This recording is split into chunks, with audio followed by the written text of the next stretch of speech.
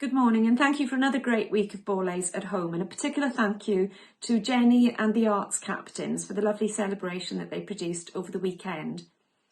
Your key stage assemblies this week will focus on a key world event that it's crucial we talk about at Borlase and in our schools and offices and around our family tables.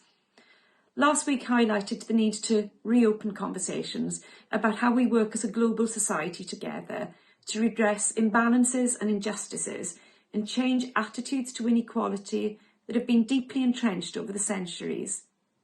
The images shared around the world of the murder of George Floyd at the hands of an American police officer have rightly provoked outrage and anger across all nations.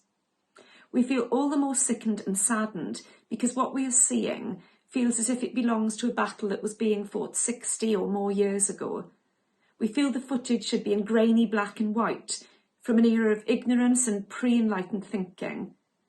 The words of Martin Luther King have been referenced in the protest and reactions that have followed this event. But it was back in 1963, almost 60 years ago, that King stood on the steps of the Lincoln Memorial and shared his dream, speaking to Black Americans battered by the storms of persecution and the winds of police brutality, and asked them to be hopeful and peaceful in their response.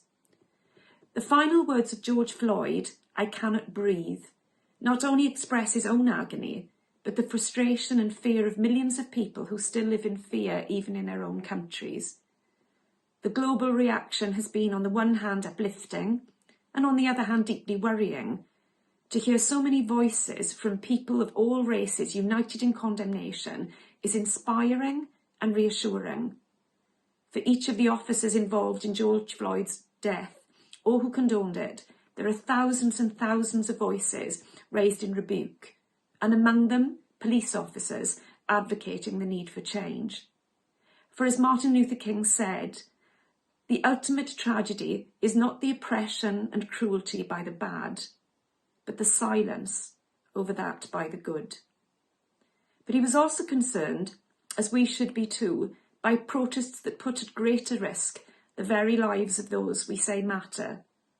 The coronavirus is still out there and bringing suffering and sadness to families of all backgrounds, but it is our Black, Asian and ethnic minority communities have suffered disproportionately. And now is not the time to put people at greater risk by protests without social distancing. There are other safer ways to raise your voice. The anger and outrage expressed by young people in particular is especially heartening. Your generation has been leading the way and moving thinking forward on so many crucial areas of political thinking, on the rights of women, on respect for the environment, on consideration around what we eat, on global collaboration, and now on basic human rights and justice. "The child is father of the man," Wordsworth wrote in his lyrical ballad, recognising that as adults, with years of experience and learning, our eyes can be opened by young people who look at life afresh without the baggage of the past to influence them. In the novel by Harper Lee, written in 1960 and set in Alabama in the 1930s, the central character, 6-year-old Scout Finch, is oblivious, colourblind to the perceived differences between Black and white Americans.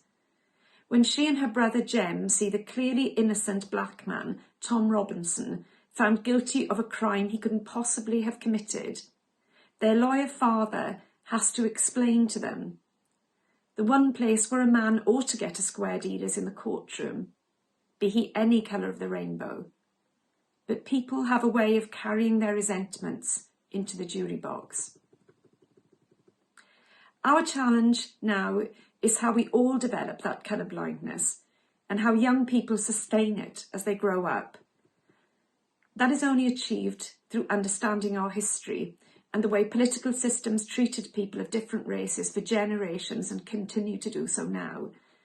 We need to celebrate the role models to ensure that we all see the potential and talent of people of all colours and creeds. And that applies across all areas of inequality.